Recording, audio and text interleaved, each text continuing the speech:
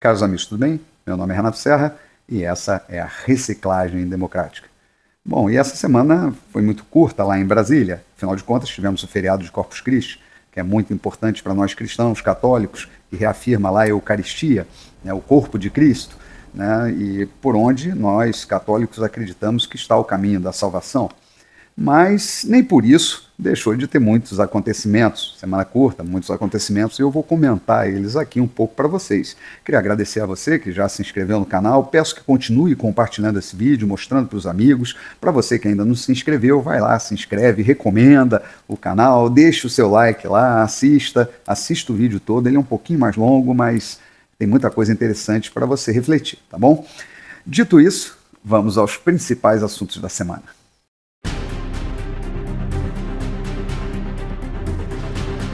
E essa semana, a mesa diretora da Câmara confirmou lá a cassação do deputado Deltan Dallagnol. Como o país é um país de muitas coincidências, é necessário fazer uma cronologia de alguns fatos que aconteceram, que obviamente são coisas da minha cabeça, não tem nenhuma base com a realidade, mas faz parte daquelas coincidências, né? Semana passada, a Lira declarou que a decisão final sobre a cassação do mandato do deputado seria dada pela mesa da Câmara. Afinal de contas, a Câmara, o Legislativo, era um poder soberano, e se ele identificasse ali que houve alguma ilegalidade, poderia barrar essa cassação. Bom, na mesma semana que Lira declarou isso, o Toffoli liberou para julgamento um processo no qual ele era acusado de corrupção. Bom, essa semana se deu lá a cassação confirmada pela mesa e o julgamento, também logo depois do Lira dentro do STF, o absolveu por unanimidade. Ou seja, me parece, é uma coisa assim que fica evidenciada nesses fatos, assim, em cadeia, que a população brasileira é realmente refém do STF. Os seus representantes, por gozar de foro privilegiado, que seria talvez um grande benefício a princípio, na verdade é uma prisão, né? Porque é através desse foro privilegiado que o Supremo tem nas mãos todos os parlamentares. Bom, isso é uma coisa que deveria mudar, até pela própria sobrevivência do parlamento. Mas essa ideia de estar protegido pelo Supremo tem um preço, e o preço me parece bastante alto. Bom, e essa semana também o presidente, né, se reuniu lá com os comandantes da aeronáutica para falar da sua grande demanda, que é a demanda de um novo avião. Afinal, o Aerolula, aquele Airbus que ele comprou lá no primeiro mandato, não estava o agradando muito nessas viagens internacionais que ele tem feito aí no início do mandato, porque o avião tem que fazer escala. Então, pô, que absurdo o avião ter que fazer uma escala para abastecer. E, então ele quer um avião que possa ir para a Europa, que possa viajar ao mundo sem escalas. Ou seja, ele perder ali meia hora, uma hora para fazer um abastecimento e tal, isso daí não serve para ele. E, obviamente, ele quer um avião maior, mais confortável, para poder levar o séquito dele nessas viagens. Acontece que o novo brinquedo do Lula custa cerca aí de 400 milhões de reais, tá? Mas vamos supor, né, que na base de troca, né, ele dando esse Airbus, pegando um outro, como a gente faz com carro, né, sai aí por uns 200 milhões de reais, essa troca por um avião novo. Bom, só a título de comparação, aquele novo benefício incorporado pelo Bolsa Família, que é os tais R$ 50 para os jovens, né, de 7 até 18 anos, que vão receber por cada família, né, vai custar aos cofres públicos por ano 200 milhões de reais. Ou seja, a escala do presidente vale mais ou menos, né, o benefício de 2,5 milhões de pessoas. Esse é o pai dos pobres.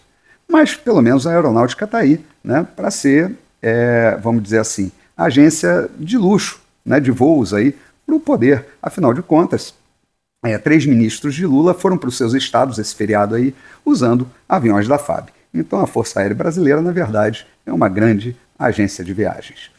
Bom, e também, essa semana, tivemos lá a presença do presidente na Bahia, numa feira agropecuária, Bahia Farm Show, alguma coisa nesse sentido, e dessa vez ele tomou o devido cuidado de fazer o seu discurso lá para o agronegócio, sinalizando alguma coisa ao agronegócio ali, porém dentro de uma plateia amestrada, né? O pessoal foi escolhido a dedo, o discurso foi dentro de um ambiente fechado, controlado, enquanto a grande maioria da população do lado de fora lá gritava: Lula ladrão, seu lugar é na prisão. Mas isso foi abafado ali dentro desse ambiente, né? Em que, obviamente, as perguntas dos repórteres agora não são tão bem respondidas, elas são... evita-se, inclusive, que o Lula dê entrevistas. Afinal de contas, ninguém quer que ele continue cometendo essas gafes, mas ainda em ambiente controlado se consegue alguma coisa, aplausos ali para as besteiras que ele fala. Mas, em todo caso, a mídia começa a receber melhor essa situação em que o Lula se coloca uma coleira no presidente. Afinal de contas, talvez assim ele dure um pouco mais. Mas também, essa semana, nós comemoramos aí o Dia Internacional do Meio Ambiente, com várias festividades, participação do presidente, onde foi relançado o Plano de Ação para Controle e Prevenção do Desmatamento na Amazônia Legal. Quer dizer, uma reedição de um plano de 2004, ou seja, há quase 20 anos.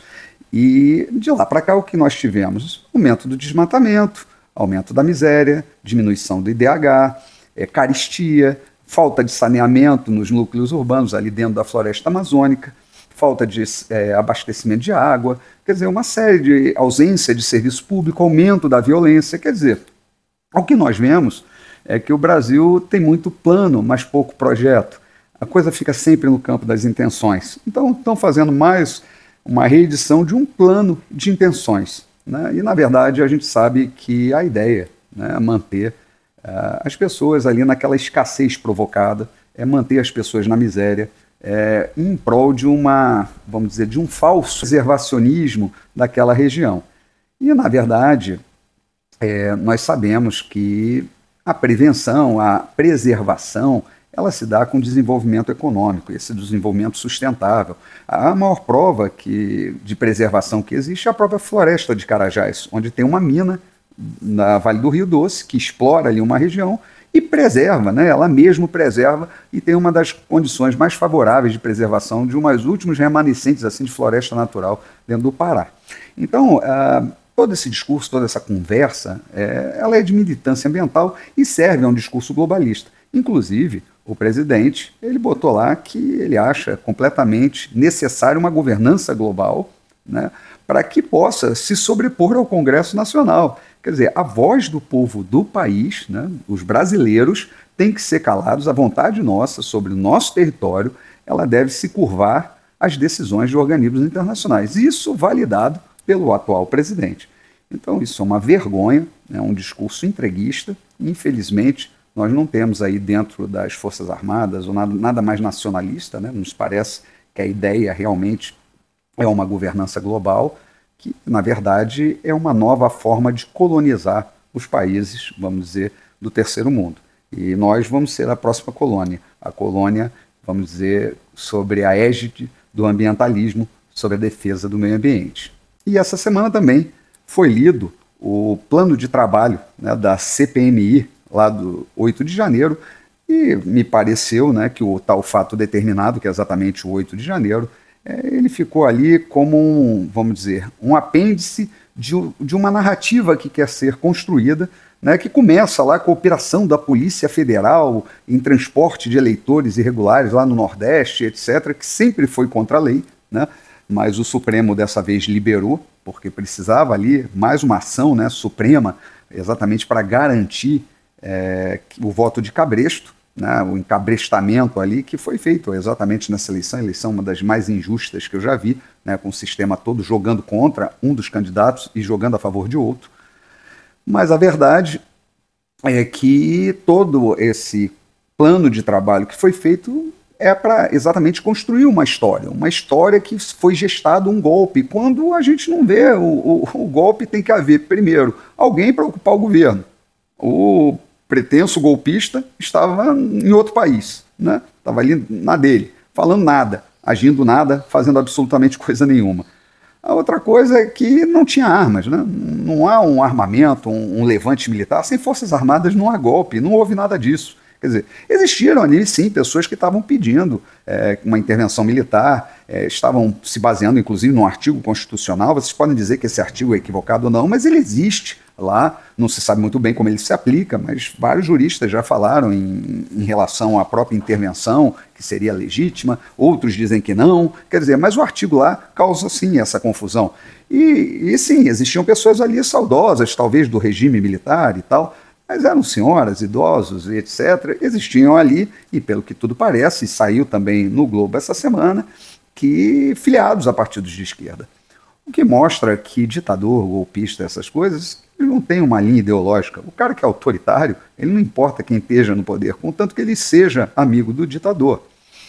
Então é isso que vai acontecer. Vai começar uma CPI, uma CPMI, e ela tem tudo para se esticar nos próximos meses aí, ser um picadeiro, mas pelo menos dentro disso a gente vai saber algumas verdades que aconteceram. O que não dá para explicar até agora é porque o general, lá o G. Dias, né, ele não está preso. Afinal de contas, semana passada, né, como eu falei aqui, foi denunciada uma fraude, inclusive no sistema, né, do próprio governo lá, né, de informações sobre o 8 de janeiro. Né. O ajudante de ordens do ex-presidente está preso por muito menos. Então a gente está vendo como é que funciona o nosso judiciário e qual é a parte que ele tem com a justiça, né? Mais uma vez. Bom, era isso que eu tinha para falar para vocês. Um grande abraço e até a próxima.